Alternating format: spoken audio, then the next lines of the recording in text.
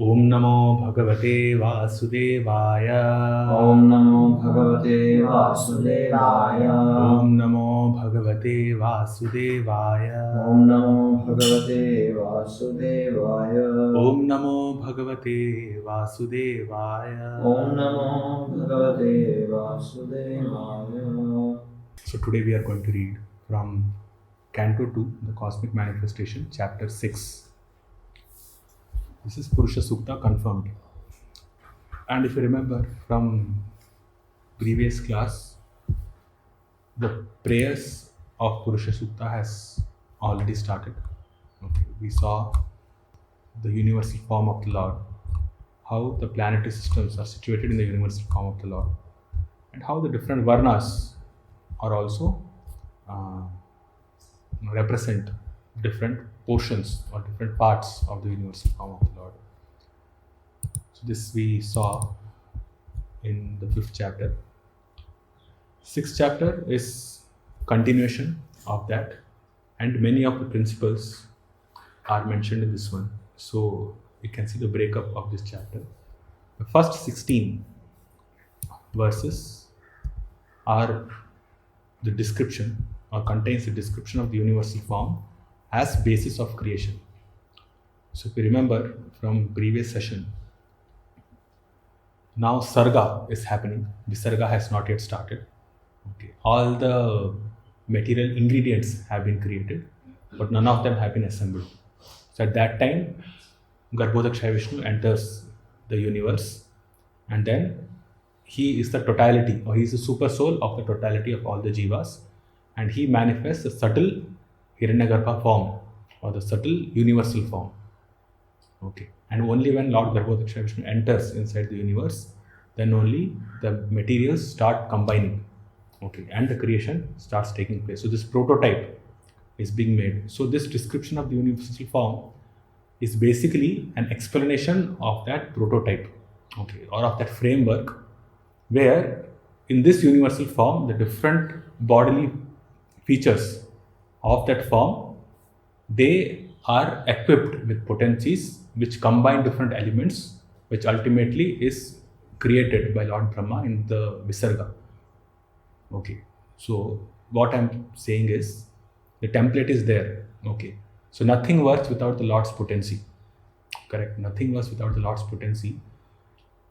So the universal form or the framework is basically the different bodily portions of the Lord where the potency is manifested and the combination takes place. Okay, so this is an imaginary form of the Lord. So we have to imagine it, because when I guess we will see that. You will see when we discuss this. So that description of the universal form as basis of creation is what is explained in the first 16 verses. Then a distinction is made from 17 to 22, that what is being explained in the previous 16 verses is basically Ekapada Vibhuti. It's only one portion of the Lord's potencies. Rest 3/4 is manifested in the spiritual realm. Okay, so that distinction is made in these verses. Basically, this is only Lord Brahma speaking. In this whole chapter, only Lord Brahma speaks, answering to Narad Muni's questions which he asked in the 5th chapter. Then he says that from 23 to 30 is Lord Brahma's appearance, how he appeared and how he was engaged in the performance of sacrifice, but there were no ingredients for sacrifice because now Visarga has not happened. There are no ingredients. So once the principles is created, then from the bodily limbs of the Lord, the ingredients for sacrifice were collected. First, Lord Brahma, then he performed sacrifice. By that, he pleased Lord Vishnu. Okay. So this is explained from 23 to 30. 31 to 33 is basically a summary or conclusion with respect to this cosmic manifestation and declaring the Lord's supremacy. So this is like a 2-verse or 3-verse summary of what the actual conclusion is, which we have been discussing from chapter 5 onwards. This is the conclusion of Lord Brahma's response to Narad Muni's questions. Then he continues, 33 to 38 will explain how the Supreme Lord is inconceivable. Means we can know something about the Lord, okay, but in totality, no one can know the Lord in completeness. It's not possible. And it's mentioned that even the Lord cannot know completely about himself. So what to speak about infinitesimal living entities. So therefore, the only duty of everyone is to be dependent on him, is to surrender on to him. Then only he will reveal. We'll see in Srila Prabhupada's purports, he will explain that if we have to know about the Lord, then it has to be through proper surrender. Then we can know something about the Lord. Otherwise, it's not possible. Then from 39 to 45, then glories of Lord Mahavishnu. So this we can see, it's like a precursor to the next chapter. Okay. Now the Supreme Lord being inconceivable and everyone is being dependent on him concludes this whole discussion that started from Narad Muni's questions to Lord Brahma's answers. From here, it's a precursor to the next chapter, which will speak about the scheduled incarnations of the Lord, the Leela Avataras. So just like we discussed in the first canto, we have the second chapter. The second chapter, at the end, we were discussing about the three Paramatmas, Mahavishnu, then Garbhodakshaya Vishnu, then Kshirodakshaya Vishnu. And from there, we saw the incarnations of the Lord, correct? In the third chapter. So similarly, here the glories of Lord Mahavishnu will be discussed. And after that, from the 46th verse, Lord Brahma will express his desire to recite Lord's incarnations, Leela Avataras. So that will be the next chapter. This is 7th chapter is scheduled incarnations and specific functions. So this is again Brahma Vacha. This is Lord Brahma only speaking, giving the list of the Lord's incarnations. And in this chapter we will see when we are discussing about the Supreme Lord is inconceivable and everyone is dependent on him. When you come to this section, in this point, Lord Brahma will speak that hearing and chanting about the glories of the Lord is the only way to know about the Lord. It's the only way to realize the Supreme Personality of Godhead. So he initiates that discussion or the glorification by glorifying Lord Mahavishnu first, then expressing a desire to also glorify the Lord's incarnations. So this is your hearing and chanting, Shravanam and Kirtanam. So these two processes will go on. So first 16, we'll just read the translation and probably get into purports a little bit wherever important points are mentioned. But it's more of a summarized form, okay, because it's the same principle. And the principle is the universal form is the template which combines all the material ingredients, okay, and creates the principle of how it should be. Then finally, Lord Brahma, when he is doing Visarga, he does the subtle and gross creation. Okay, at this point of time, it's only a template.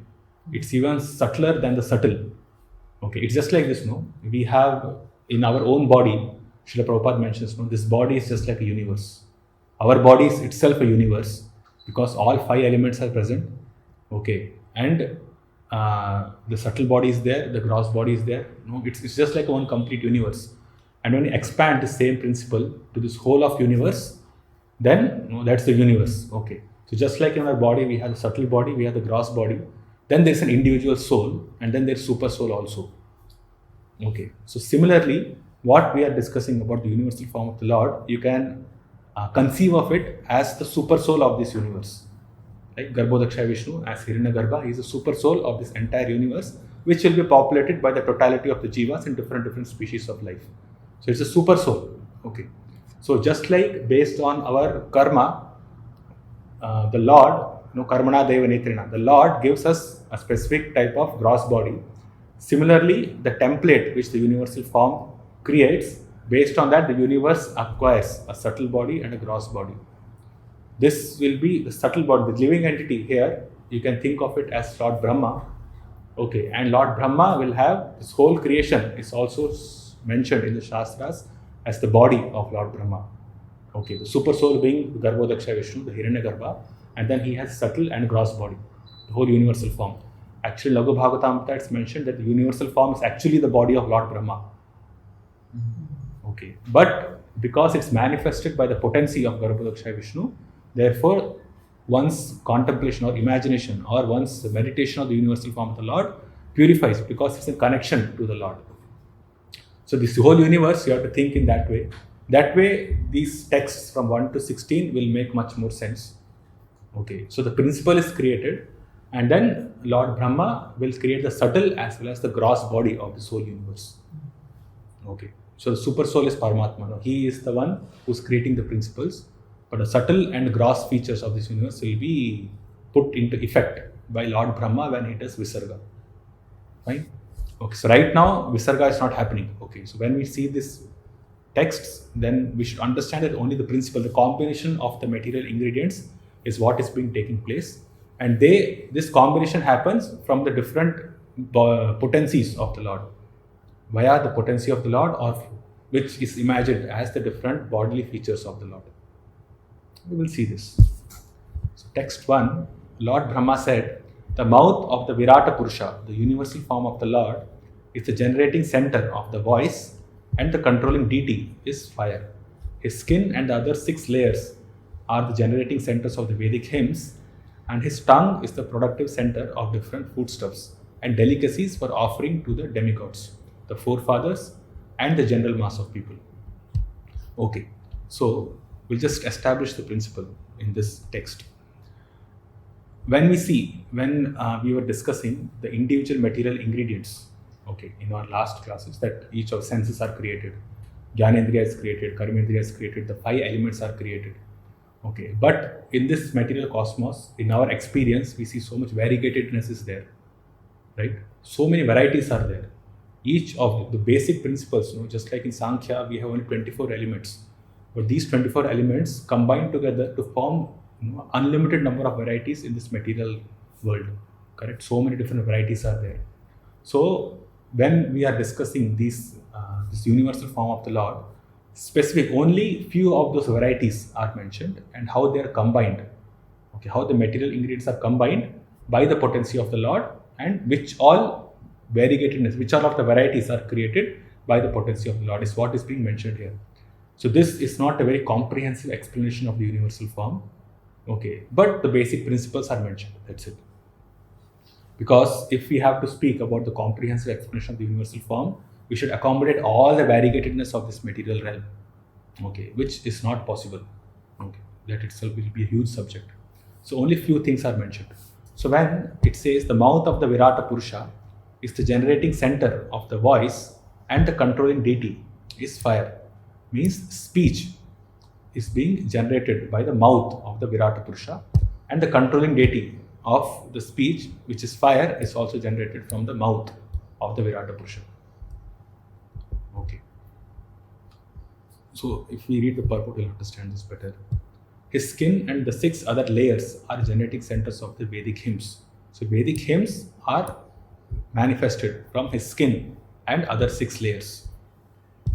His tongue is the productive center of different foodstuffs and delicacies. So different types of foodstuffs which we see are actually generated from the tongue of the Virata Purusha. Okay. And the delicacies for offering to the demigods, the forefathers, and the general mass of people. Basically, the foodstuffs and delicacies are manifested from the tongue of the universal form. So that principle, okay, so we are manifesting, this is the manifestation of the principle of the whole creation, different types of foodstuff, speech, basically, to the voice, the generating center of the speech, the controlling deity, which is fire, the Vedic hymns, all those things are generated, all these things which we employ within this material world are generated from the mouth of the Virata Purusha. Okay, and within that, his skin, his tongue, and other things are also mentioned. So Srila Prabhupada, in this purport, he proves that from this manifestation of the different principles from Virata Purusha itself proves that there is spiritual variegatedness and there is no wideness. So he says, since the generating centers are the different parts of the universal form of the Lord, and since the form of the Lord is transcendental to the material creation, it is to be understood that the voice, the tongue, the skin, etc. suggest that the Lord in his transcendental form is not without them. Okay, so the variegatedness which is there in this material creation, that proves that there is spiritual variegatedness also. Because when when we say the Virat Purusha and he has a mouth, then the template itself of this material creation comes from the transcendental form of the Lord. It's just like the form of the Lord is there, and then he has his shadow. Okay, so shadow, the form of the shadow is just like the form of the actual person, correct? So this Virat Rupa is imaginary, it's like a shadow. But the form of the shadow from which different material creation is taking place, that form is based on the transcendental form of the Lord.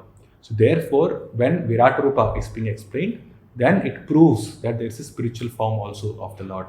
And when there are so many material varieties which are created from the Virata Purusha, who is actually like a shadow, then we can understand that in essence, the reality, the actual manifestation of these principles is there in the spiritual realm. And what we have in the material world is just a reflection. Okay, it's you can connect this to the principle of this inverted tree, which is discussed in the 15th chapter of Bhagavad Gita. Urdha Moolam Adha Shakham Ashwatham Prahudavya. It's just a reflection. So the principle of the spiritual realm is reflected in the material realm. Okay. So the Lord enters into this material realm, but the creation, actual creation happens in that reflection.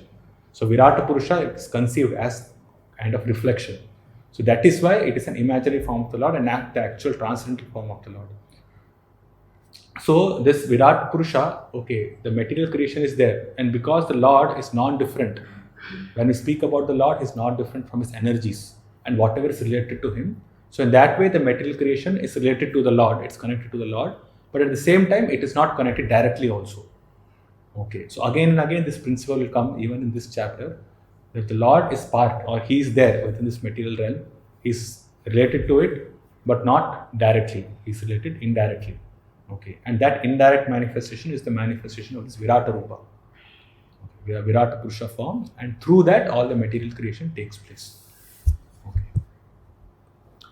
So the material voice and energy for taking foodstuffs are generated originally from the Lord. Such actions are but perverted reflections of the original reservoirs. The transcendental situation is not without spiritual variegatedness. So what is created? This different energy, material voice, energy for taking foodstuff, it's actually present in the spiritual realm with all its variegatedness, and here it's only a perverted reflection of the original reservoir. Okay. The activities in the spiritual world are without any of the inebriities of the material world, but there is no question of impersonal voidness on the spiritual platform as suggested by the impersonalist. So this is the point. So Srila Prabhupada then he carries forward this principle, and he says, utilizing the senses for service of the master of senses. Since all the senses are produced of the Lord's reservoir of senses, the sensual activities of the material world are to be purified by the process of devotional service. And thus the perfection of life can be attained simply by purifying the present position of our material activities. So all these aspects of creation, because they are created from the Supreme Lord, the form of the Supreme Lord, therefore they are meant to be dovetailed in his service. Okay, that is the actual meaning. And anyone who does not do that, he gets himself entangled in this creation. The attachments of material affinity may be simply changed to the service of the Lord, and thus the treatment for becoming freed from material attachment begins automatically. Yeah. So Srila Vishwanath Chakravarti Thakur, he in his commentary gives an understanding of how we should understand these 16 text verses. So he says, though speech and fire, etc., arise from material ahankara, they are said to arise from the mouth and other bodily parts of the Lord. Right? The material ahankara, we discussed in our previous chapter, that the material ingredients all are created from the ahankara, mahatattva, manifesting in mode of ignorance. Within that, we have this dravya, jnana and kriya. So dravya, all this different kriya, your senses comes from kriya, okay, that's from passion. And the material elements come from dravya. So although they all arise, the speech and fire arise from material ahankara, they are said to arise from the mouth and other bodily parts of the Lord in this text because they are vibhutis of the Lord's various limbs, such as the mouth. Okay, they are vibhutis of the Lord. So the potency is invested by the Lord within these material elements, and that is why they work. Okay, if the Lord's potency is not invested, then matter cannot work on its own. The matter is dead by nature, that it's not conscious, it's dead. So it cannot do anything of its own. So if matter has to act, if material energy has to work, then the Lord's presence must be there. Okay, He must infuse it with His vibhutis. So that is why in 10th chapter of Bhagavad Gita also, Krishna speaks about so many vibhutis. Okay, that this, if you see the fire is my vibhuti, and so many other things He says. Water, I am the taste of water. So how does water gain that taste? Because the Lord has invested His vibhuti in that. Anyway, it's not a vibhuti yoga, it's from the 7th chapter, but still, because the Lord has invested His potency in different material items, that is why they have their quality. They manifest their qualities. So each and every material, the strength, okay, of different elements is a vibhuti of the Lord. Okay, the brightness is a vibhuti of the Lord. Sun is a vibhuti, moon is a vibhuti. There are all these different manifestations. They are all reflecting the energies of the Lord. That is why it is said that everything in this creation is a manifestation of His energy, an expansion of His energy. Correct? We saw that in the previous chapter also. One purport was discussing about this expansion of energy. Srila Prabhupada speaks again and again about that in impersonal form. Okay, so this is vibhuti. The expansions of energy are manifested in different material elements, and that is what gives a material element its quality. Okay, otherwise it will have no quality. So all the beauty that we see here, all the opulence that we see, all the variegatedness that we see here, we should understand that all this is sustained only because of the potency of the Lord. Otherwise, they will have no value whatsoever. So this is what it is. No? If something you see without value of the Lord, then it is actually of no value. Because it's not that we have to see it that way, but it is actually that way. Okay. So it's not that we are imagining something when we speak about the vibhutis or when we see the Lord in the different manifestation of this material world. It's not an imagination. It's an actual fact. Because the Lord has invested His energies, that is why we see so much quality in this material world. Otherwise, there is no quality. So similarly, all these different creations, which is a combination of the material ingredients, they combine together and manifest specific qualities because of the vibhutis of the Lord or because of His investing His energy into those. Okay, into those principles. Then he says, speech, fire, etc. and all the expansions of the spiritual world are eternal and full of consciousness, since they are part of the spiritual pastimes. But the vibhutis in the material world are maya and temporary, because they are manifested within the material realm. So therefore there are maya and temporary. So it's full manifest. In spiritual world, everything or rather everybody is conscious. Okay. Fire is conscious, the grass is conscious, the land is conscious, the air is conscious, the trees, the fruits, everybody is conscious, everything is spirit. But here in the material realm, it's not like that. So only the vibhuti, the manifestation or energy is invested so that it looks real. But actually it is not real because they are not conscious. So that vibhuti is manifested in matter. But there, everything is spirit. So everything is complete, everything is full. But here, because this energy is manifested in matter, it is temporary and it is maya. Okay, it's not manifested in full, it's not conscious, matter is not conscious. His two nostrils are the generating centers of our breathing and of all other airs. His smelling power generates the Ashwini Kumara demigods and all kinds of medicinal herbs. And his breathing energies produce different kinds of fragrance. Okay, I can just read this. His eyes are the generating centers of all kinds of forms, and they glitter and illuminate. His eyeballs are like the sun and the heavenly planets. His ears hear from all sides and are receptacles for all the Vedas. And his sense of hearing is the generating center of the sky and of all kinds of sound. Okay. So this, again, this is just an expansion or explanation of the principle that we discussed. His bodily surface is the breeding ground for the active principles of everything and for all kinds of auspicious opportunities. His skin is the generating center for the moving air and all kinds of sense of touch, and is the place for performing all kinds of sacrifice. Okay, so sacrifices are manifested. Then the sense of touch comes from his skin.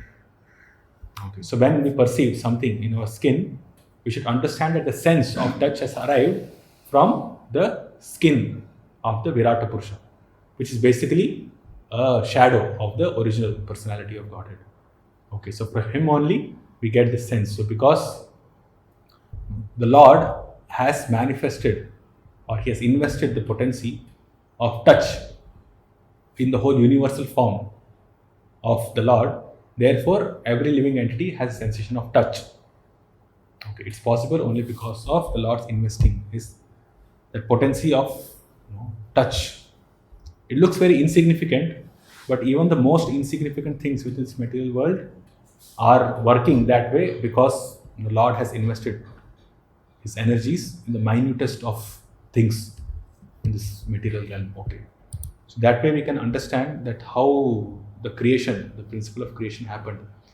When we speak of this cosmic manifestation, it's not only those 14 planetary systems on a very macro level, but actually the each and every minutest of things which we experience in our body also, it's there because of the potency of the Lord. So he is there. If someone wants to see the Lord, he can actually see the Lord everywhere by seeing his energies. The Lord being non-different from his energies, wherever he sees only the potency of the Lord. And that way he is able to remember the Lord. Okay, so the meditation of the universal form is taken to the personal form of the Lord in that way. So initially, you would have discussed in the first and second chapter of this canto, by meditating on the universal form, one becomes purified because he's seeing everything or the explanation which is given in relation to the Lord. And then that is taken to the personal feature of the Lord.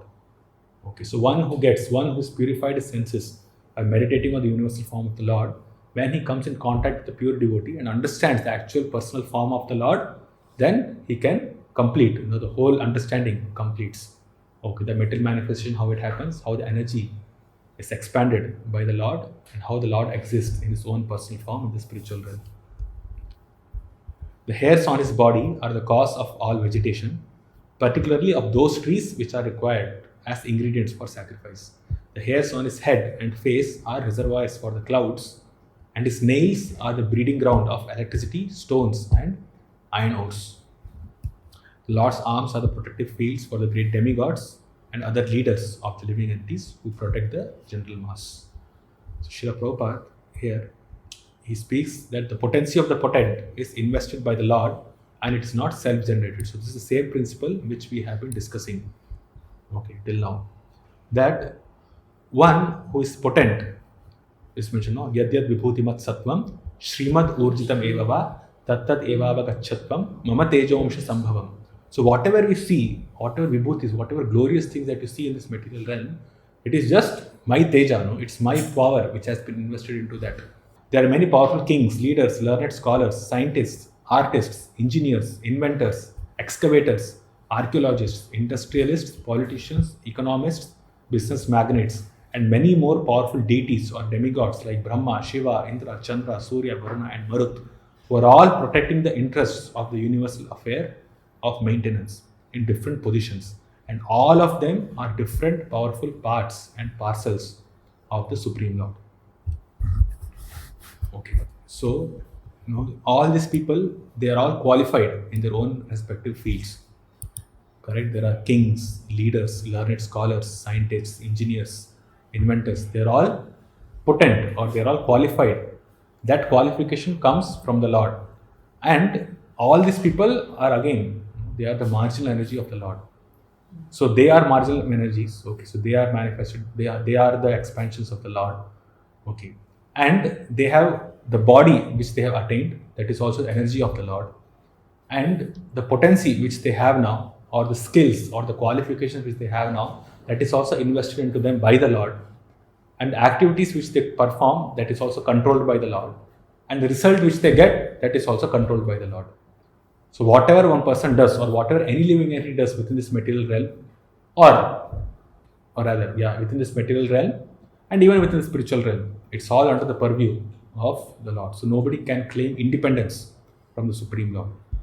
Everyone is dependent on the Supreme Lord in each and every aspect of his life. What to speak of the living entities, even matter manifesting its qualities is also dependent on the Lord only. Because He is the energetic and everything else is His energy. So all living beings must accept the origin of their specific powers as mentioned in this verse. So they must accept. And when they claim that they are independent on their own, or whatever has come about by chance, then they get implicated within this material realm. They are punished because they are not recognizing the authority of the Lord, the presence of the Lord. He says the false sense of egoism, namely myself and mine, has become overly prominent in the world, and there is a hard struggle for existence in human society. The intelligence class of men, therefore, must admit the Lord as the ultimate source of all energies and thus pay tribute to the Lord for His good blessings. Simply by accepting the Lord as the supreme proprietor of everything, since He is actually so, one can achieve the highest perfection of life. Okay, so this puts this into context, the supreme proprietor of everything. When we think of this creation, the minutest of creation, this whole world, each and every living entity, as we discussed just now, the activities that they do, the intelligence or the qualifications which these living entities have got, everything is under the control of the Lord, and He is the supreme proprietor of everything. So therefore, by accepting the Lord as a supreme proprietor, then one can achieve the highest perfection of life. So this purport is basically reflecting on the 29th verse of the 5th chapter of Bhagavad Gita. Right? Bhoktaram ekatapasam sarvalokam aishwaram suhridam sarvabhutanam, then gyattamam shantim icchati. You know how the highest peace of mind can be achieved? By if he tries, okay, when a person, whatever a person may be in the estimation of the social order of things, if he tries to reciprocate the feeling of love towards the Supreme Personality of Godhead and is satisfied with the blessings of the Lord, he will at once feel the highest peace of mind. The parts and parcels of the Lord are endowed with specific powers for rendering service unto the Lord, just as the big business magnate sons are empowered with specific powers of administration. Okay, so this is in respect to, this is directly in reference to the demigods, okay, for rendering service unto the Lord, but it's also applicable for all the living entities. So continuing.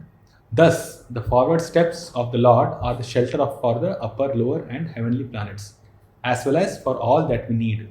His lotus feet serve as protection from all kind of fear. For absolute protection, shelter of the lotus feet of the Lord is to be taken. This absolute dependence on the lotus feet of the Lord is called pure devotional service. So he's defining what is pure devotional service. Absolute dependence on the lotus feet of the Lord is called pure devotional service. Everyone except the Lord Himself is dependent on the mercy of the Lord. It makes sense. Because He is the one who is creating, who is maintaining, and who is destroying. Everybody is dependent on Him. But He is not dependent on anybody. So He is not dependent on His own mercy, so to speak. From the Lord's genitals originate water, semen, generatives, rain, and the procreators. His genitals are the cause of a pleasure that counteracts the distress of begetting. Srila Prabhupada explains here. The genitals and the pleasure of begetting counteract the distresses of family encumbrances.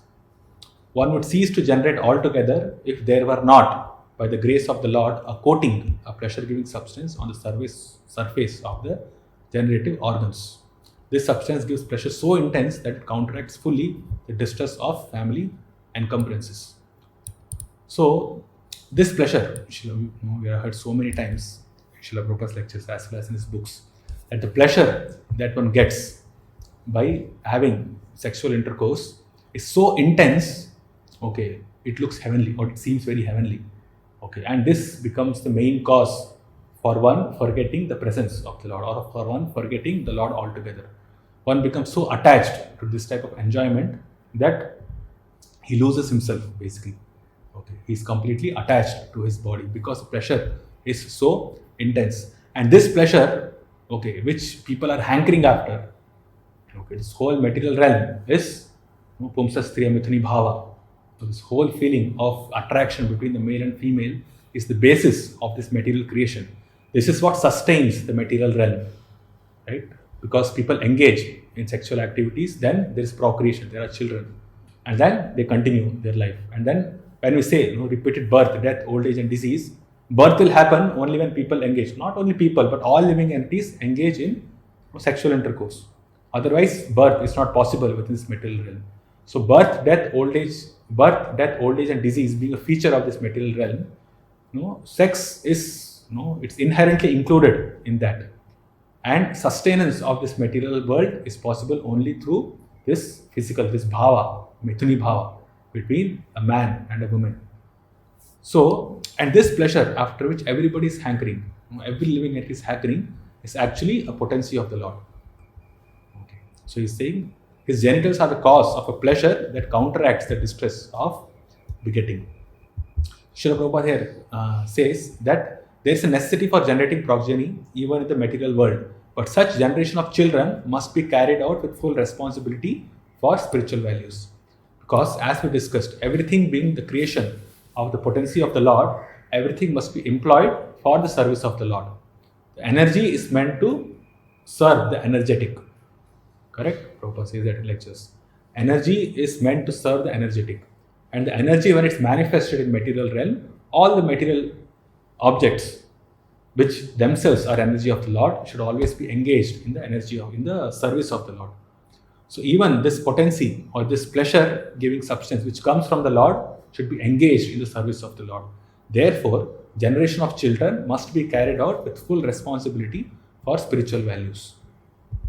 And this is what is explained, how children should be begetted, how they should be brought up, and all these principles are discussed right there in Bhagavatam. And we come to 7th canto, different Varna, Ashrama systems are discussed. The birth or the development of child, Samkhya, all those things, all these things, aspects are discussed in Srimad Bhagavatam in relation to the Supreme Lord.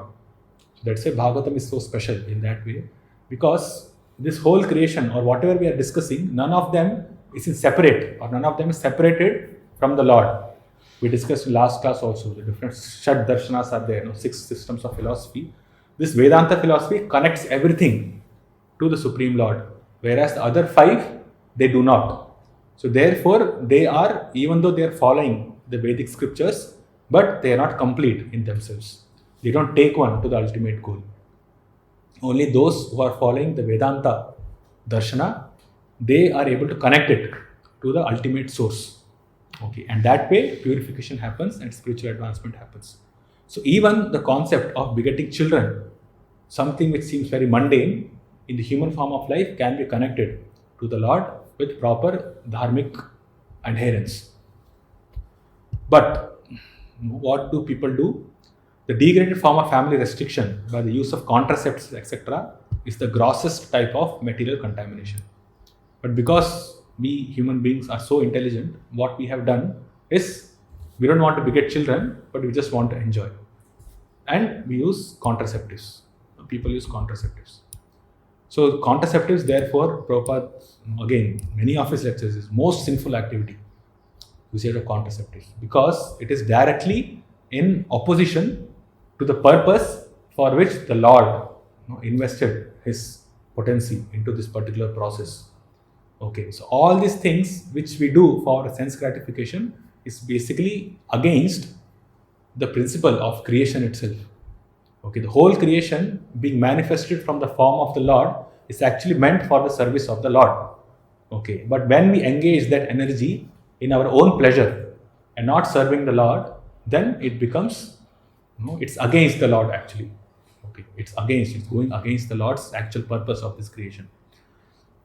So that's why those karmis, even though they might be following the Varna Ashrama principles, following the Vedic literatures, what is given in the Vedas, because they ultimately do not recognize the purpose for which the Lord created, they might go to the heavenly planets, okay, or they might even go higher than the heavenly planets, to Maharloka, Janaloka, Tapaloka, like that. If they do not cultivate the sense of serving the Lord, then they will not be able to liberate themselves. They again have to come back. So even the karmis, now we might question, the karmis are following the Vedic literatures, but why are they not getting liberated? It's because the whole purpose of the creation is misunderstood by them. They do not understand. Therefore, if they understand the purpose of creation, if human beings understand the purpose of creation, then everything can be dovetailed with devotional service to the Lord. Otherwise, people get entangled in their own enjoyment, and that's why they remain within this material realm. So this is one of the reasons why all the Puranas will always have this Sarga and Visarga explained. Okay, this concept of Sarga and Visarga is important. It's not, we might think that, okay, Bhagavatam is supposed to give the highest, it should speak about devotional service, about the Leela of the Lord, avatars of the Lord, and so many other things, which is there.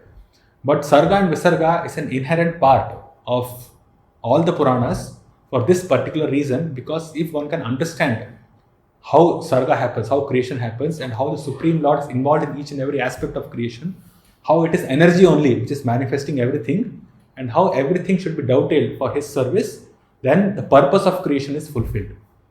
All the religious formularies, dharma sastras, this thing, all the different regulations which are mentioned, it is there to convince us and bring us to the point that everything is there, is coming from the Lord. So everything should be employed for the Lord. It should not be employed for sense gratification. So that's why in Puranas it is sprinkled. This Sarga and Visarga is there. So many other details are also there. The incarnations, the pastimes of the Lord is there. At the same time, they also mention about different ways of doing puja, of doing dharmic activities and other things. It's mentioned in all different Puranas. One who can understand this concept of Sarga and Visarga, then he can fix himself in proper devotional service. Okay, because when we read these purports in Bhagavatam, Prabhupada's purports make it very clear of how we should understand these concepts. So, when we absorb ourselves in the subject matter of Srimad Bhagavatam, we don't have to deliberately think of something, okay, or deliberately think of the Lord. Whatever we see around us, immediately the thought would strike that, okay, Bhagavatam says like this, so therefore everything is the potency of the Lord. So therefore there's nothing that I can use for my own sake. Everything should be done only for the service of the Lord. And when the Lord is served, and by His mercy He gives us some remnants, then we accept it. So everything must be offered to the Lord first, to Krishna first, and then only we accept it. So this is the principle. So this principle is there right from the Sarga, right from the material creation. Text 9. O Narada, the evacuating outlet of the universal form of the Lord is the abode of the controlling deity of death, Mitra. And the evacuating hole and the rectum of the Lord is the place of envy, misfortune, death, hell, etc. Some people say that why, if God is there in this, if God is there, if He exists, why there is so much bad in this material world, right? This is one of the famous arguments, or most. This actually, it's called. There's a specific term for people who question like this. That if God is all good, why is there bad in this material world? I forgot that term. This specific term, specific word for this. Anyways, so people ask this. So everything that is bad also comes from the Lord only. Okay. So it's not that not whatever creation, he says, right? The place of envy, misfortune also comes from the Lord.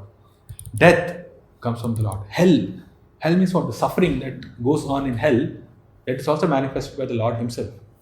Okay, it also comes from the Lord. So He is creating everything. So is the Lord responsible for suffering? No, because this is just like it's a facility. Just like the Lord's give facility for our enjoyment, similarly, there's a facility for one's suffering also. Actually, it's the one's happiness and suffering depends on his own desires of how he works or what kinds of activities he wants to engage himself in. Based on that, all the situation is created. Srila Prabhupada gives the example of prison house. He gives the example of prison house with respect to the living entities who are there with this material realm. But this example can also be extended that when the government plans a city, that it also plans a prison house. It's not that the government official want people to go to the prison house, but it's always assumed that there will be some people who will go against the government's rules, the government's laws. So then they have to be rectified. So they are put into prison house. So similarly, there are living entities within this material world. Okay, for them to reform themselves, okay, for them to be punished, this misfortune, death, death is there anyways. Hellish situation is created by the Lord. He does not desire anybody to come. The government does not desire anybody to go to the prison house. But the living entity, people by their own will become responsible to go to the prison house. Similarly, living entities who are there in this material realm, they are themselves responsible for either attaining a hellish situation or attaining a heavenly situation. It's just that the Lords give facilities for everybody. The back of the Lord is the place for all kinds of frustration and ignorance, as well as for immorality. From his veins flow the great rivers and rivulets, and on his bones are stacked the great mountains. So frustration, the source of frustration is the Lord, but we are responsible for it. Okay. Ignorance also. Immorality is also. Okay, so Srila Prabhupada gives a very nice description here. He says that personal feature is in the front of the Lord and impersonal feature is the back of the Lord. Okay, so he says, to defy the impersonal conception of the Supreme Personality of Godhead, a systematic analysis of the physiological and anatomical constitution of his transcendental body is given here. It is clear from the available description of the body of the Lord, his universal form, that the form of the Lord is distinct from the forms of ordinary mundane conception. In any case, he is never a formless void. Ignorance is the back of the Lord, and therefore the ignorance of the less intelligent class of men is also not separate from his bodily conception. So even those who put forward atheistic arguments, they are also not separate from his bodily conception. Okay, they are also part of it. So in future, in the subsequent verses, it will come that the Supreme Lord, and covers the whole universe. Whatever is there is all sustained by the Virat Rupa, by the Supreme Lord in his universal form. So this is not only the material, the gross elements that we see, it is also the subtle, okay, the conceptions, the ideas that is there in the mind, okay, the different nonsensical ideas which is there in the or mind, yes, and different ways intelligence is being employed. All these different ideas, everything comes or everything is sustained by the Supreme Lord in his universal form. The perfect description of the Lord holds that he is both impersonal and personal simultaneously. The personality of Godhead is the original feature of the Lord, and this impersonal emanation is but the reflection of his transcendental body. Those who are fortunate enough to have a view of the Lord from the front can realize his personal feature, and those who have the view of the Lord from the back realize him in his impersonal feature. The impersonal feature of the Lord is the abode of the great oceans, and his belly is the resting place for the materially annihilated living entities. His heart is the abode of the subtle material bodies of living beings. Thus it is known by the intelligent class of men. Also, the consciousness of that great personality is the abode of religious principles. Mine, yours, Lord Shiva's, and those of the four bachelors, Sanak, Sanatan, Sanandana, and Sanat Kumara. That consciousness is also the abode of truth and transcendental knowledge. So, just read this. The consciousness of the most sublime and always dedicated to Dharma. So, those living entities whose consciousness is most sublime is dependent on the consciousness of the Supreme Lord. How to understand this? This can be related to the statements in the Shastras where it's mentioned that the consciousness of the Jiva merges with that of the Supreme. This means the consciousness of the Jiva takes full shelter and becomes completely dependent, Parayanam, on the consciousness of the Supreme, Parasya. Okay. So when, if you see mine, Lord Brahma's, yours, Narada's, Lord Shiva's, and those of the four bachelors, Sanak, Sanatana, Sanandana, and Sanat Kumara. So these personalities have the most sublime of consciousness. Their consciousness is so elevated. Okay. So that consciousness is elevated because they are completely fixed in religious principles. And these religious principles, the abode or the consciousness of the Virat Purusha is the abode of religious principles.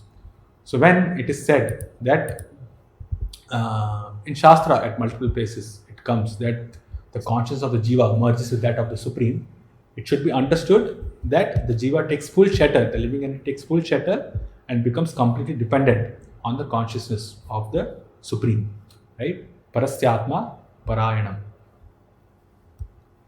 He's dependent on the consciousness of that great personality. So that is how it should be understood. Now, this is kind of a concluding list that Lord Brahma says. Like, as we discussed, no, the universal form is unlimited in the sense that all the material variegatedness is composed within him. Okay, so we can speak, or Shastra can speak. So many things can be spoken about regarding the universal form of the Lord. But it is suffice, or it will be complete, if the most powerful are mentioned. Just like Krishna says, that Atha Bahunaitena Kim Gyatana Tvajana Mishtabhyamidam Krishnam Ekamshino Sito Jagat. I don't know whether this is the verse, but he says that what is this? This is the verse, right? What is the need of speaking so many things? Just by one amsha, I am manifesting and protecting this whole universe, right? So similarly, there are so many things which are discussed about the universal form. But if we understand that the most powerful of the living entities, or the most powerful of the manifestations within this material world, are coming from the potency of the Lord, it is an overarching principle, which basically means that anything below them also is coming from the Supreme Lord only. Okay. If we say that He is the best, or rather, if we give an overarching principle of something, whatever is there within that is also included within that. Okay, it's a Shastric principle. So Lord Brahma employs that here, and he says that beginning from me, Brahma, down to you and Bhava, Lord Shiva, all the great sages who were born before you, the great sages, the demigods, the demons, the Nagas, who are considered very powerful, the human beings, the birds, the beasts, the reptiles, etc., as well as all phenomenal manifestations of these universes, namely the planets, stars, asteroids, luminaries, lightning and thunder, along with the inhabitants of the different planetary systems, namely the Gandharvas, Apsaras, Yakshas, Rakshasas, Bhutaganas, Uragas, Pashus, Pitas, Siddhas, Vidyadharas, Charanas, and all other different varieties of living entities, including the birds, beasts, trees, and everything that be, all are covered by the universal form of the Lord at all times, namely past, present, and future. Although He is transcendental to all of them, eternally existing in a form not exceeding 9 inches. Okay. So, now this is the conclusion. So he says all are covered by the universal form of the Lord at all times. So this whole material manifestation, this whole globe, rather this whole universe is all these people, they live in different parts of this universe, in different realms. So all of them are always covered by the universal form of the Lord, which basically means they're always covered by the potent energy, the potency of the Lord. They're always covered by the potency of the Lord. Although, so that way we should not think that the Lord has lost His form, or lost His personality, because He is transcendental to all of them. So even though He's existing, even though He's covering everything which is materially manifested, but still He is eternal, or rather He is transcendental to all of them, eternally existing in a form not exceeding 9 inches, which is basically speaking about Shirodakshaya Vishnu. Okay, the Paramatma feature of the Lord. Because as Paramatma, He enters each and every atom. Within everything, each and every atom within this material world. That does not mean that He loses His individuality. He is there, He is transcendental to them, and He is eternally manifest in His form.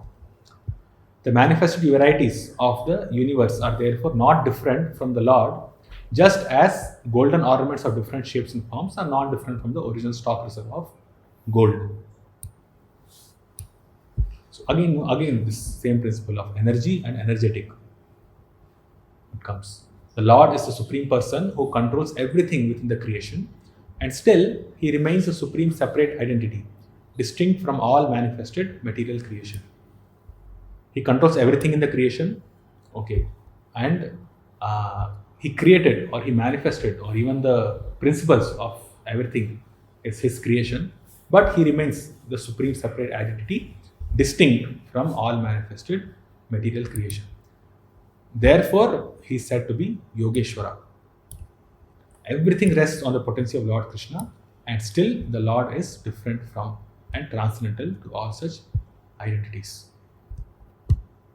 Maya tatamidam sarvam. I think that's the verse quoted, right? Maya tatamidam sarvam jagadavyakta murtina matsthani sarvabhutani nachaham teshvarvastita. In the Vedic Purusha Sukta of the Rig Mantra, this is confirmed. And this philosophy is called Achintya Bheda Bheda Tattva.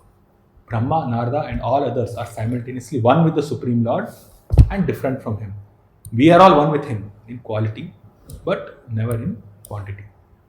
So, Vishwanath Chakravarti Thakur, this chapter being the Purusha Sukta confirmed, he gives the corresponding Purusha Sukta verses for some of the verses here. Okay, so as we go along, we will see those. Because the Supreme Lord is the possessor of the Maya Shakti, everything in this world is non-different from Him. Okay, because the Shakti belongs to the Shaktiman. Maya Shakti belongs to the Lord. So therefore, everything is non-different from Him. This confirms the meaning of Purusha Sukta. The line starting, Sahasra Shirisha, and the 3 verses starting from Brahmanosya Mukham Asid, the Purusha Sukta were described in the previous chapter, 2.5.37.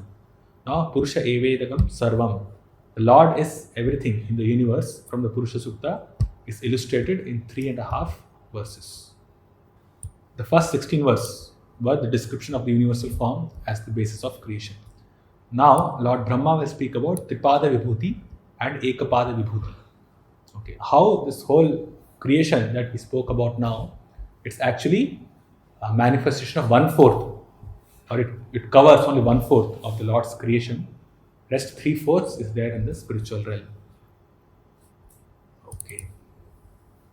The sun illuminates both internally and externally by expanding its radiation. Similarly, the Supreme Personality of Godhead, by expanding His universal form, maintains everything in the creation, both internally and externally.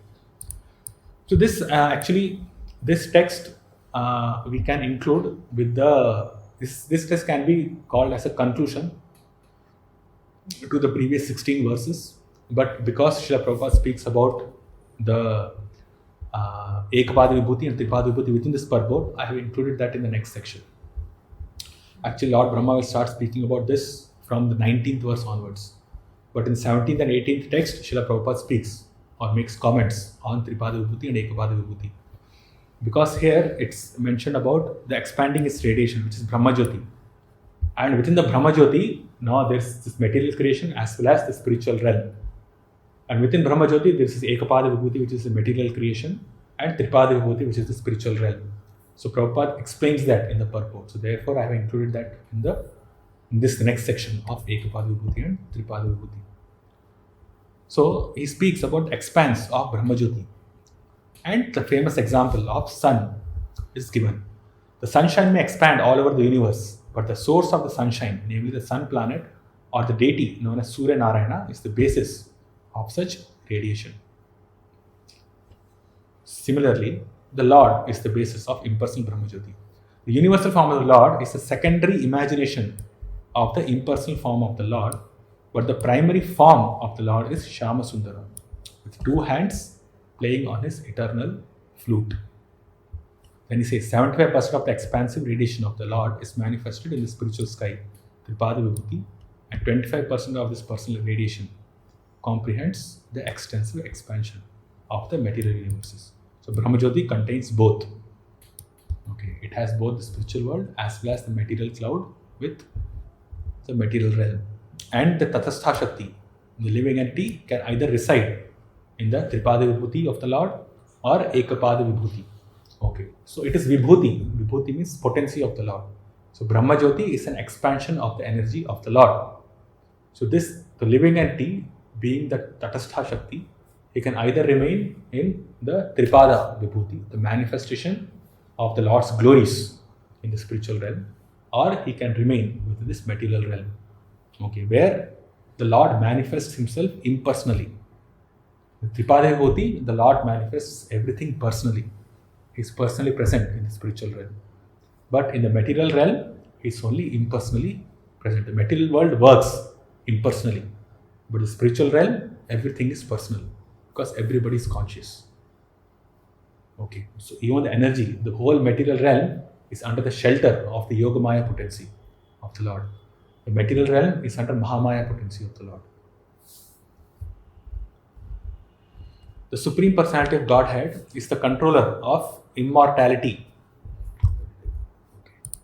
and fearlessness, and he is transcendental to death and the fruitive actions of the material world. O Narada, O Brahmana, it is therefore difficult to measure the glories of the Supreme Person. Srila Prabhupada continues, and he says that in the Chaitanya Charitamrita, the total universe is in the external potency of the Lord are compared to a bucket full of mustard seeds. Correct? One mustard seed is calculated to be a universe itself.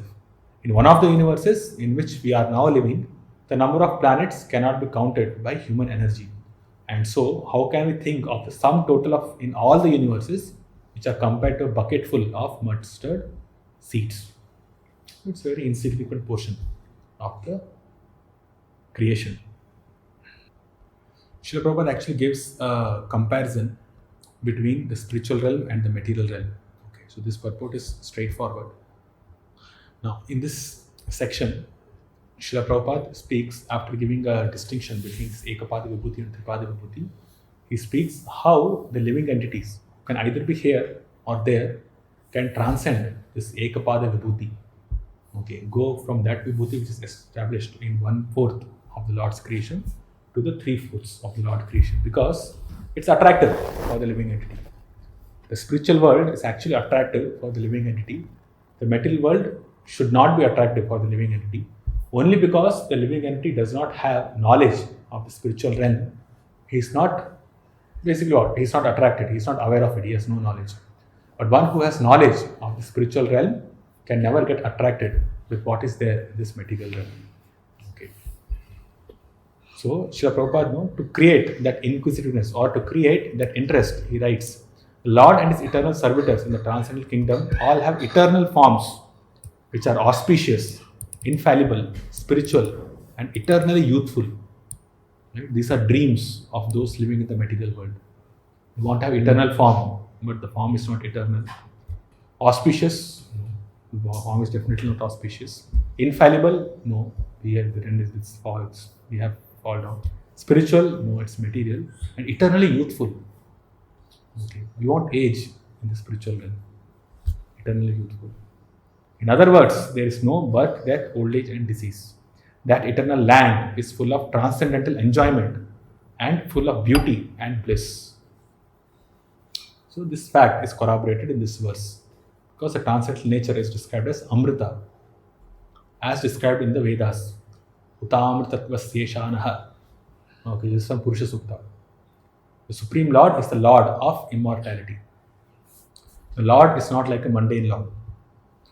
Because the Supreme Lord can award all the qualities of his personality onto his devotees. He can do that. So, now when Prabhupada writes all the qualities of his personality onto his devotees. That's very important. In all mundane bodies, the effect of birth, death, old age and disease always keep a living being compact in fear. There is always the influence of time which changes things from one stage to another. And the living entity, originally being avikara or unchangeable, suffers a great deal on account of changes due to the influence of time. The living entity is unchangeable, but then he has to undergo constant change. His mind changes, his intelligence changes, his body changes, everything around him changes. So, gacchati iti jagat, Srila Prabhupada says. So, that which moves, that is always going somewhere or the other, is this material realm. Okay. So, everything changes. And because the living entity does not want to change, anything that changes creates a sense of fear in the living entity. Okay. So because of that, he is always fearful, or he does not like that, basically. The changing effects of eternal time are conspicuously absent in the immortal kingdom of God, which should therefore be understood to have no influence of time. And then he speaks about happiness of the spiritual world. Okay. So this whole purport is basically for creating an interest in the living entity to aim for the spiritual realm. Duratyaha, or in other words, spiritual happiness in the eternal kingdom of God cannot be imagined even by the great brahmacharis or sannyasis who are eligible to be promoted to the planets beyond the region of heaven. But such happiness is factually attained by the unalloyed devotees of the Lord by His divine grace. People in this material world think sexual pleasure is the highest pleasure, and there is nothing more, which is so intense as sexual pleasure. But the pleasure, the spiritual happiness in the eternal kingdom of God, it cannot be imagined. Even by those who have conquered over the spiritual pleasure, even they cannot understand that. The brahmacharis and sannyasis. So, Vishnu Chakravarti Thakur says, this explains the meaning of the Purusha Sukta line, Etavanasa mahima ato jayagshcha purushaha. Such are the powers of the Supreme Person. Then, Lord Brahma says, the Supreme Personality of Godhead is to be known as the Supreme Reservoir of all material opulences, which constitute the 1/4 of His energy. So, this is the first time that Lord Brahma speaks about the Ikkapada Vibhuti and Tripada Vibhuti. But Srila Prabhupada has already explained it, in which all the conditioned living entities exist. Deathlessness, fearlessness, and freedom from the anxieties of old age and disease exist in the kingdom of God, which is beyond the 3 higher planetary systems and beyond the material coverings. Okay. So, one thing which I noticed is, even in the 5th chapter and 6th chapter, before the verse actually comes, Srila Prabhupada explains a little bit about that in the previous purport itself. We saw that in the case of Hiranyagarbha. We also saw in the case of manifestation of Dravya, Kala, Karma, Adibhuta, Adideva principles. And here also, before he comes with Tripada, Ekpada, Vibhuti, Srila Prabhupada already explains that. So it gives a very nice introduction, very simple introduction to understand the next verse. The total manifestation of the Sandhini energy of the Lord, 1/4 is displayed in the material world and 3/4 are displayed in the spiritual world. So this Sandhini potency is what is manifesting the material realm also. In this material world, a sense of existence, knowledge and pleasure is meagerly exhibited. Because definitely there is a sense of existence. We exist for a certain period of time. It's not that because it's a material realm, everything is dead. No, everything is not dead. We are living here. Okay. So there is a sense of existence which is there in this material realm. And that is because of the super soul. Because of the super soul, then there is a sense of existence, even though in covered consciousness, still there is a sense of existence. It's not that because the consciousness is covered, even the existence of the living entity is covered and it's just dead matter. That itself defeats the purpose of the creation. The purpose of creation itself is that the living entity can fulfill its illicit desire to enjoy separately from the Lord. So the consciousness is covered, but there is a concept of existence, that we exist. Okay. It's not that because it's material realm, everything is dead. Matter means dead, material means dead, so therefore everything is dead. No, there is existence in this realm, but it is meagerly manifested. Okay, it's there for some time, then it ends. It's there for some time, again it ends. Similarly, knowledge. Knowledge also there. We gain knowledge, either material knowledge. Yeah, specifically speaking about material knowledge. Knowledge, the concept of knowledge, of gaining knowledge also comes from the spiritual realm. Okay, there is Sat, Chit and Ananda. That's the quality of the living entity. But it is manifested, it's covered very drastically or almost completely in this material realm. So that's why we cannot imagine or we cannot understand what kind of knowledge or what full of knowledge means. What knowledge means, we do not understand. What existence means, we do not understand. It's a difficult concept for living entities within this material world to have an idea of eternally existing. We always have doubts, we always have questions. And pleasure is meagerly exhibited. So pleasure is also covered. So the liberated soul who exists in the far greater numerical strength than the souls in the material world can factually experience the potency of the above mentioned Sandhini, Samvit and Hladini energies of the Lord in the matter of deathlessness, fearlessness and freedom from old age and disease. Okay, so those who are liberated, they can experience this in the kingdom of God. Okay, so in this paragraph, Srila Prabhupada gives a distinction of different planetary systems within the material realm itself, where there is variation of the Sat feature, the knowledge feature, and the pleasure feature. There is variegatedness even within this material realm. So he says that the planetary systems are arranged in 3 spheres called Triloka, Swarga, Martya and Patal, and all of them constitute only 1/4 of the total Sandhini energy. In none of the Triloka planetary systems, one can experience the status of immortality, full knowledge and full bliss. The upper 3 planetary systems are called Satvika planets because they provide facilities for a long duration of life and relative freedom from disease and old age, as well as a sense of fearlessness. Okay.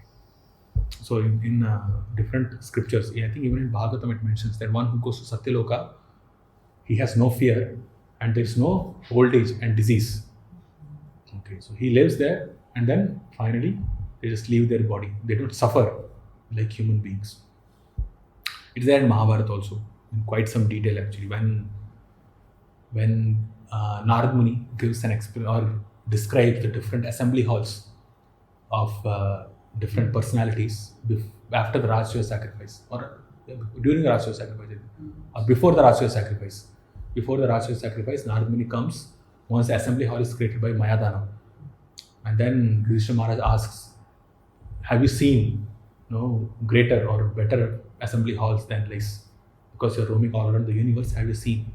Then he gives an explanation of Yamaraj's assembly hall, Kubera's assembly hall, and Lord Brahma's assembly hall. So there is a vivid description of how it's free from old age, from disease, from any kinds of inabilities, how the breeze flows so nicely. There's no summer, no winter, no rainy season, but it's so nice. Not even Satyaloka, but even other lokas also, Maharloka, Janaloka, Tapaloka also, that everything is so nicely arranged that there is no bodily discomforts at all. So sages there can sit and meditate on the Lord. No bodily discomforts. Nothing is there. So some sense of the bliss or the sense of immortality is there in those planetary systems, but this is a place of death. So even though, that's what Srila Prabhupada says, Lord Brahma, he might have a fantastic life of such a long, there's so many billions or trillions of years, 311 trillions, 400 billion years, those many number of years he lives, but still he has to give up his body and die. So in the highest planetary system, it looks like it's eternal, it's manifest, but then it's not eternal there. So in this material realm, there's no place which is fearless. Because when a person has to die, there is a concept of fearfulness, not fearlessness. So Srila Vishwanath Chakravarti Thakur says, it explains the Purusha Sukta phrase, Padosya Vishwabhutani Tripadasya Divi. Padosya Vishwabhutani. Padosya, one pada is this material realm, and Tripadasya Amritam, it's Amritam. Tripada, it's Amritam. It's there in the spiritual realm where there's no deathless, or which is deathless, fearless, and freedom from the anxieties of old age and disease. That is Amrita. Okay, so again, this principle of Amrita was already discussed in the previous purport, and now this is what is being discussed in the next text. Okay, so Srila Prabhupada gives a very nice introduction before we come to the actual text. The spiritual world, which consists of 3/4 of the Lord's energy, is situated beyond this material world and is especially meant for those who will never be reborn. Others who are attached to family life and who do not strictly follow celibacy vows must live within the 3 material worlds. So these 2 people, those who are attached to family life and those who do not strictly follow celibacy vows, it's like they're cursed. They must live in this material world. So detachment from sex life is the aim of Varnashrama Dharma. The highest benefit that can be awarded to a human being is to train him to be detached from sex life. Because, we discussed this, sex life gives such an intense pleasure that one becomes so attached to his body. And then when he becomes attached to his body, then everything that helps him in giving that pleasure, he becomes attached to them also.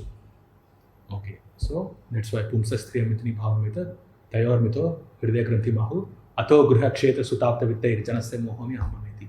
So all this, Gruha, Kshetra, Suta, Apta, all these ingredients, they actually support the person to gain the highest pleasure in this material world, sex pleasure.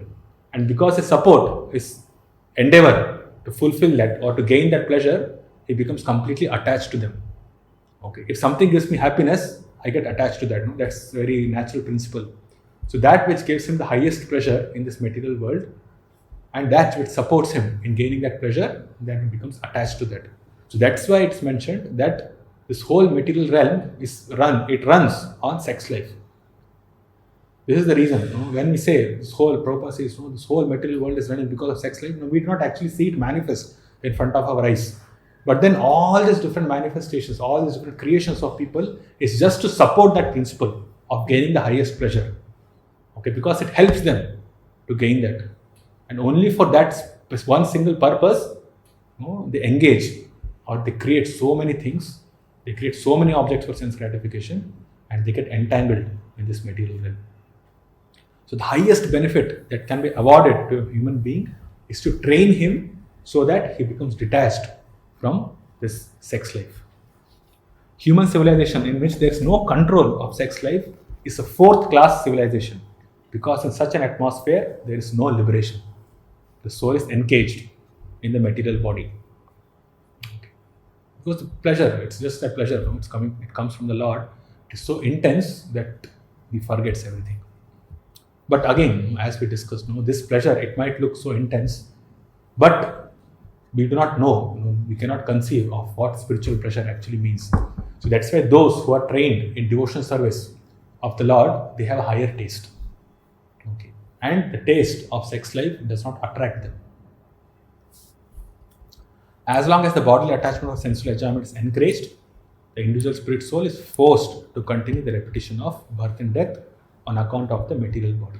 So that's why the whole civilization itself is a slaughterhouse civilization, because it prepares people only for death. It does not prepare people for anything else. Okay. When a person gets attached to his body, means he has to take repeated birth again and again. And when anyone who buys, jatasya hi dhruvam mrityur, dhruvam janma mritasya cha, the one who is born, he has to die. And we are just engaging people, materialistic people are just engaging everybody else. The leaders are engaging everybody else only in repeated birth, okay, which is a miserable experience. So this whole civilization is a slaughterhouse civilization. Just like slaughterhouses, the animals or the birds are led to their death chamber, and there they are died, they are killed. Similarly, the leaders of the society, the so-called leaders or everybody in the society, by not giving this transcendental knowledge, is basically leading people towards their death. It might happen naturally, it will happen naturally, okay. But then by not giving them the Amrita of the Tripada Vibhuti, we are just leading them to poison, basically, a slaughterhouse civilization. Celibacy is required to conquer death. Youngsters who have had no taste of sex life can easily follow the vow of celibacy. And once fixed in the principle of such a life, one can very easily continue to the highest perfectional stage, attaining the kingdom of the three-fourths energy of the Lord. A householder attached to family life can easily give up such a life of sex indulgence if he has been trained in the principles of the life of a brahmachari. So this is very important, because the life of a brahmachari, we are experiencing that. The life of brahmachari itself gives so much pleasure. Okay, it is so nice. The whole lifestyle is so nice that even if he enters a household life, he is not attracted to sex life. Okay. He is not attracted at all, because that life, that experience which he gained as a brahmachari, that itself is so intense, it's so nice that there is no attraction for anything which is material. Okay. It's completely opposite to that. So therefore, a brahmachari or a householder is recommended to quit home at the age of 50 years. Panchashodvam vanam vrajet. You should voluntarily give a family life and go to live a life of forest. So the goal is not to live in the forest. The goal is to become detached from sex life and concomitantly from everything that supports one's sex life. Only those who are trained in that way can end the miserable life of material existence. Okay. So here we are speaking about householders attached to family life. Okay. But one who's trained in the principles of the life of a brahmachari, then he does not become unnecessarily attached to householder life. He carries it out just like his duty. It's his duty, he carries out his duty, and then because he has led his life in a detached manner, finally he comes out in a detached manner. Okay. So one who has been trained as a brahmachari, he actually does not have any difficulties. Does not matter which situation life he's put into. Okay, so it's like that. Okay, then Srila Prabhupada gives a very stark contrast of those who engage in sex life after taking the life of vanaprastha or brahmacharya or a sannyas. So he says the householders and persons who have deliberately broken the vow of celibacy cannot enter into the kingdom of deathlessness. Okay. So even the householders who have broken the vow of celibacy. So there are rules for householders also while begetting children. There are different rules that has to be followed. That way their vow of celibacy is not broken.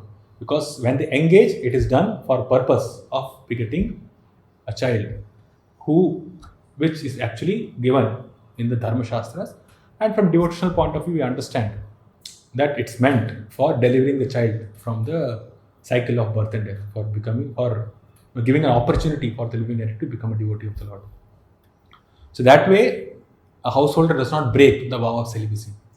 But if he engages in sex life for his own sense gratification, then he breaks the vow of celibacy. And if he does that, who have deliberately broken the vow of celibacy, they cannot enter into the kingdom of deathlessness, Amrita. It's not possible. So that's why when we have Diksha, initiation ceremony, 4 regulative principles, out of which illicit sex is specifically mentioned. Because initiation ceremony, the whole devotional life itself is to go to the spiritual world, back home, back to Godhead.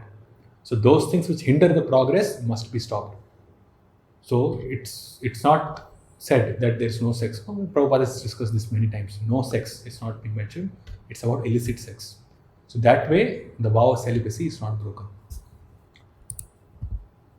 The pious householders or the fallen yogis or the fallen transcendentalists can be promoted to the higher planets within the material world, but they will fail to enter into the kingdom of deathlessness because they have broken the vow of celibacy. Abrahad Vratas are those who have broken the vow of celibacy. So, brahmacharis, vanaprasthas and sannyasis do not intend to take rebirth, apraja, nor are they meant for secretly indulging in sex life.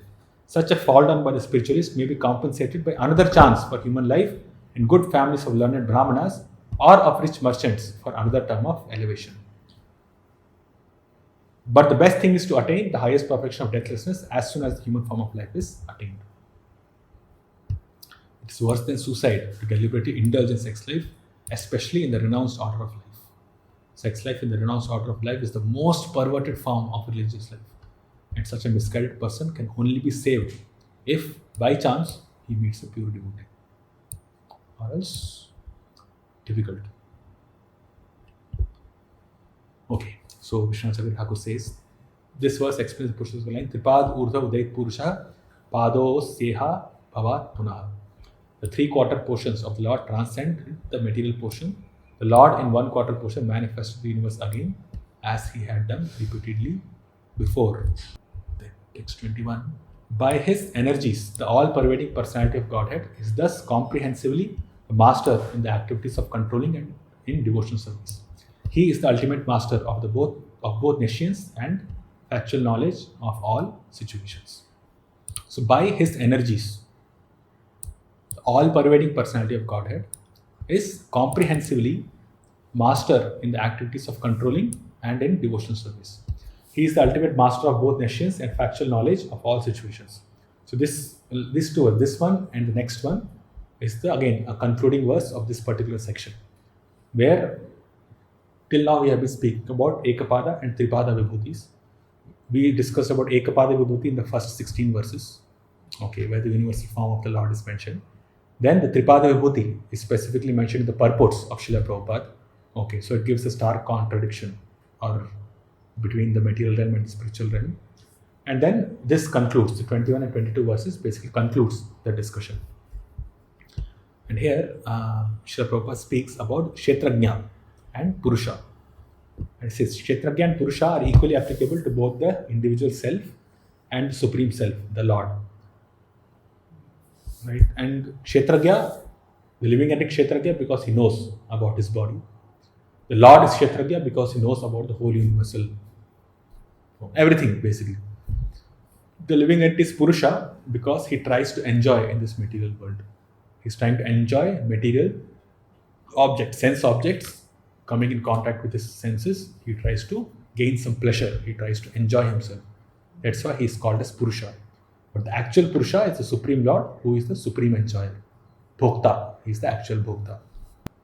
And he makes this point that partial cognizance proves living entity and the Lord aren't equal. So living entity is also called Kshetragya and the Lord is also called as Kshetragya. That does not mean that both are same. Does not mean that living entity and the Lord both are same. It means that the living entity is cognizant only of some of his, only something, okay, only on this limited sphere of activities, whereas the Lord is cognizant of everything. His avijñā, and his swara is completely cognizant of everything in this cosmic manifestation and is fully independent also, whereas the living entity is not. So therefore, even though the living entity can be called or is called as Kshetragya, is neither totally independent, neither he is abhijñā, is fully cognizant. Okay. The living entity is only partially cognizant because he forgets his own identity. Whereas in the Tripada Vibhuti field of actions, there is no forgetfulness by the living entities. The living entities don't forget who they are and what their relationship to the Lord is. The material body is a symbol of the gross and subtle form of forgetfulness. So material body, one who has gained material body, it means they have forgotten the Lord. So the gross and subtle body both are just symbols of one's forgetfulness of his original identity. Therefore, the whole atmosphere of the material world is called avidya or nescience or ignorance. It arises from ignorance. So therefore, it's complete, it's full with only ignorance. And different stages of avidya are called dharma, artha, kama and moksha. Okay. This did we discuss that in the first canto, correct? Dharma, artha, kama, moksha. I think I spoke about it. I don't know where I spoke. That dharma, artha, kama and moksha is also cannot be considered as transcendental. I think we discussed that. Not in second canto. I think we discussed it in first canto. Dharmasya hai pavargasya. Maybe there. Okay. So dharma, artha, kama and moksha, they are all material, different stages of avidya, different stages of ignorance. Because even in the concept of moksha, where a person thinks of going beyond the material realm, he still has his own interest in mind. Okay. But the constitution of the living entity is not to have his own interest. The constitution of the living entity is to serve the Lord, his service. It is not to enjoy himself. Moksha has an idea of attaining bliss. Okay. I will attain something. I will attain spiritual bliss. Material bliss is not working for me. Anyway, there is no bliss in the material realm. I will attain spiritual bliss. So here I am at the center. So when I am at the center, I do not want to serve anybody. So moksha also is a form of avidya. It's also a form of ignorance. That's why impersonalists are also ignorance. They are also covered by tamoguna. Their whole lifestyle would look like fully total top class sattva-guna, but because their knowledge is covered because of their ill tendencies, because of their illicit desires, their whole process itself is covered by tamoguna. They are in avidya. The individual soul, the individual self can never be equal to the Lord in cognizance. Yeah, we see that, and therefore, otherwise he could not be placed in the state of forgetfulness. Right? The Lord is mentioned as cognizant in all the Upanishads, in Vedanta Sutra, in Srimad Bhagavatam, that he is fully cognizant. So how can he forget? Impersonalist or Mayavadis would say that Brahman is covered by Maya, and we have forgotten that we are the Supreme Lord. But then how can the Supreme Lord forget that he is the Supreme Lord? Okay, so that is not possible. So the Lord is fully cognizant. So when we say the Lord is fully cognizant, he's cognizant about himself, his own position, his own identity, as well as everything which is there, which is creation. Okay. So no, it's not that when the Lord himself gets bewildered, the energetic gets bewildered by his energy. No, when we say the Lord is cognizant, he's cognizant of everything, of his energies, as well as he's cognizant about himself. He knows about himself.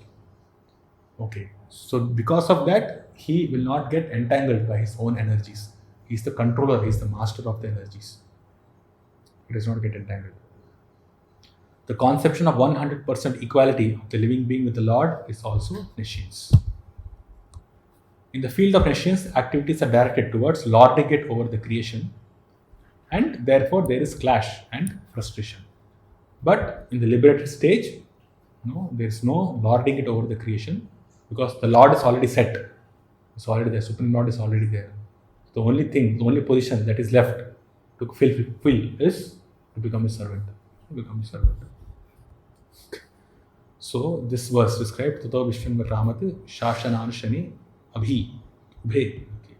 The Jiva traverses the two paths of enjoyment and liberation. Shashana Shani. Shashana, activities of lording it over. Anashane, activities in devotional service. Okay, so those who are in the Ekapada Vibhuti of the Lord, okay, they are engaged in. So if you see, Purusha Sukta, it's each verse of Bhagavatam splits the Purusha Sukta, one verse of Purusha Sukta into two. Okay, here we see, Tripad Urdhva Purusha, Pado Syeha Bhavat Punaha, Tato Vishwan Vakramate, Shashanana Shanyabhi. So this is one verse in Purusha Sukta, but then it's split in Bhagavatam like this. Basically, just like the Vedanta Sutra is expanded into Srimad Bhagavatam, one sutra expands into multiple verses. Similarly, the Purusha Sukta also, different verses explain that concept. It says, from that personality of Godhead are generated all the universal globes and the universal form with all material elements, qualities and senses. Yet, he is aloof from such material manifestations, just as the sun is separate from its rays and heat. This concludes the personality. Okay, now we have been discussing about the universal form of the Lord, Ekapada Vibhuti, Tripada Vibhuti, and now this verse tells that personality from the same Lord, who is the Lord of the Tripada Vibhuti as well as Ekapada Vibhuti, although all the universal globes are generated from him and universal form also comes from him. All material elements are generated from him. The qualities of those material elements are generated from him. Senses also come from him. Everything that is materially manifest comes from him. Yet, he is aloof from such material manifestation, just as the sun is separate from its rays and heat. Again, the sun example has come up.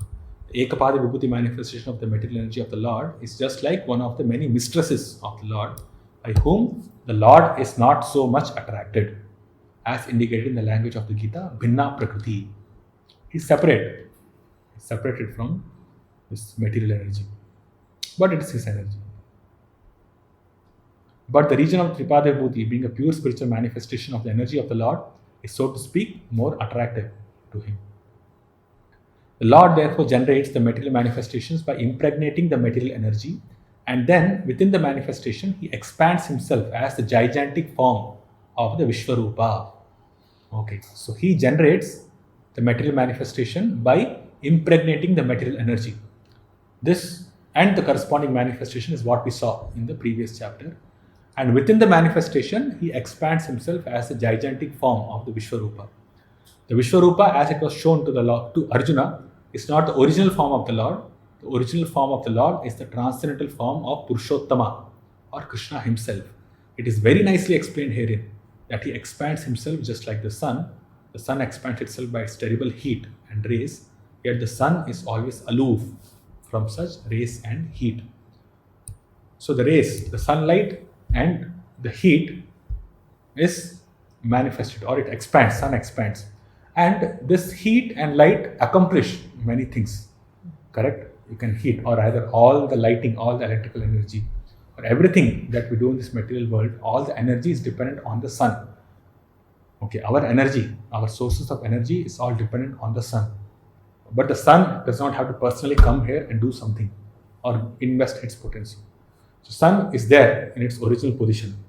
Okay, and from there it emanates, it radiates its light and heat, and from that the whole cosmic, the whole material world runs because of the sun, because energy is expanded by the sun.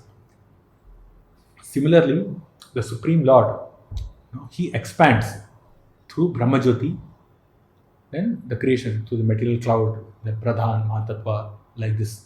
The whole material realm works just by the expansion of the Lord's effulgence, by his Lord's potency. So Brahmajyoti is also an expansion of his energy. It's also an energy of the Lord. Okay, when we speak about impersonal Brahmajyoti, it does not mean that it does not have the potency. Brahmajyoti has potency because that is why it's able to create this whole material world. Correct? Again, when Brahmajyoti was compared to the sunlight, just like sun creates the clouds, the heat and light of the sun creates clouds by evaporating water or by taking the water vapors or the humidity within the atmosphere and assembling that into a cloud. Similarly, Brahmajyoti creates this material cloud. So Brahmajyoti also is potent. Okay. When we speak about impersonal, it does not mean that it does not have potency. Brahmajyoti also has potency because it's an expansion of the Lord. And that creates this material manifestation. Therefore, Krishna in his supreme personal form with two hands and flute is bewildering for the impersonalist. Because they take into consideration the rays of the Lord without any information of the tangible, transcendental, eternal form of the Lord. They say there is only light and heat. They say there is no sun. Okay. So therefore, their knowledge is covered. They are in avidya. Yeah, it's bewildering for the impersonalists who can accommodate only the gigantic Vishwarupa of the Lord. They should know that just as the rays of the sun are secondary to the sun, the impersonal gigantic form of the Lord is also secondary to his personal form as Purushottama. Okay, then Srila Prabhupada quotes this verse from Brahma Samhita to prove that he is therefore simultaneously personal and impersonal by his inconceivable potency. Or he is the one without a second, displaying complete unity in a diversity of material and spiritual manifestation. He is separate from everything and still nothing is different from him. Oh, actually I highlighted this because this translation is different from what is there in actual Brahma Samhita. So Prabhupada writes, the Supreme Personality of Godhead Govinda, the one who enlivens the senses of everyone by his personal body rays, resides in his transcendental abode called Goloka. Yet he is present in every nook and corner of his creation by expansion of happy spiritual rays equal in power to his personal potency of bliss. So Srila Vishwanath Thakur writes, the material world of one part is a display of the Maya Shakti. The Lord is not attached to this place, he merely assists it, merely helps it. The Lord endowed with matter, senses and gunas, entering the universal form, Dravyam, manifesting it, surpassed it, Atyagat, since he is unattached to it. This means that having gone there, he still remains eternally in a spiritual abode of three parts. An example is given, it's like the sun which is situated in its globe, illuminates the universe. Fine. So, do you have any questions? This is technical, but again, as I told you, Sarga and Visarga, if you understand nicely. Now, did you read this chapter? Did you get a chance to read this chapter? Little bit, okay. Till 20, yeah, okay, good. So, yeah, so it will make sense. Fine, have any questions? Yes. In starting of the class, when we were explaining about all Sections. sections. Yes. In that one sentence you put that even Lord cannot understand his own. Yes. That will come. That will come in from 33rd verse. In one sense, we can understand that even Ananta Devi is also continuously glorifying, but yet till now he is not finished. Yes. So another way we can understand this also, that Lord knows himself. How to understand this? So it's actually there right in the purport, but I'll give you an answer. Is that the Lord is not limited, right? We say the Lord is infinite, He's not limited. So His glories keep increasing. Okay, so His personality keeps increasing, His qualities keep increasing, everything increases. So it's not that the Lord is not incapable of understanding Himself. Srila Prabhupada very specific, very clearly writes that the Lord understands Him, and once He finishes understanding Him, His glories increase. Then He understands Him more, then His glories increase. So it's like a competition. You know, this famous thing, no? One person asked, I think it was asked to Srila Prabhupada, I don't remember. Can you lift a stone can God, Krishna create a stone which He cannot lift? So Prabhupada said He will create that stone and then He will lift it. Okay, so it's like that. Okay, there's nothing that He cannot do. And because if we say, okay, Lord is only this much, then we are limiting Him. So even in that way, if you see, even this whole creation, that is also not limited. When we speak about this Ekapada Vibhuti and Tripada Vibhuti, we are saying there is 100%, 25% is this, and 75% is this. But then we cannot limit the expanse of creation to 100%. It keeps increasing. The spiritual realms are always increasing. The material realm is always increasing. It depends on how many living entities want to enjoy separately from the Lord. It's just a rough description of the distinction or the division between the spiritual world and the material world. It does not mean that the material spiritual world is limited in any way, that only 75% is there and 25% is there. It's not like that. It's infinite. Okay, the expansion is infinite. It's inconceivable for us because we are limited. Material whole universe is limited. There's an anda, there's covering. So there's limitation. We are bound by limitations. And because we are bound by limitations, we cannot understand what is infinite. It's one of those inconceivable things for us. And we do not know what is infinite because there is no limit. We always have the tendency in our material consciousness to calculate or to grasp or to limit things. Okay, but actually, no, it's unlimited. The only thing limited is the universe itself. Okay, it has its boundaries and it's limited. But beyond that, beyond the universe, then there's Karna Ocean, there's Brahma Jyoti, there's a spiritual realm. All those things are unlimited, infinite, and they're ever expanding. For us, sky is the limit, we say, no. So nothing cannot expand beyond sky. But in the spiritual realm, there's nothing like that. No, the Lord is unlimited and He keeps on expanding, and the living entities also. Everything is expanding, the glories are expanding. The bliss is expanding. Anandam Buddhivardhanam. It's not that because I've got this material body, therefore it will increase. In the spiritual realm, the saturation limit is reached, and that's it. Not more happiness can be experienced. There should be one limit of spiritual happiness also. But no, it's not like that. There's no limit in spiritual happiness. It keeps on increasing, infinitely increasing. The Lord's happiness keeps increasing. So eternality, because there is no death, eternality is also, it's eternally increasing, you can say. Okay, knowledge is eternally increasing. Krishna's knowledge is eternally increasing. The living entity's knowledge is eternally increasing. And whatever they already know, they don't forget. There is no forgetfulness in the spiritual world. Whatever they know, they retain. And then it keeps increasing.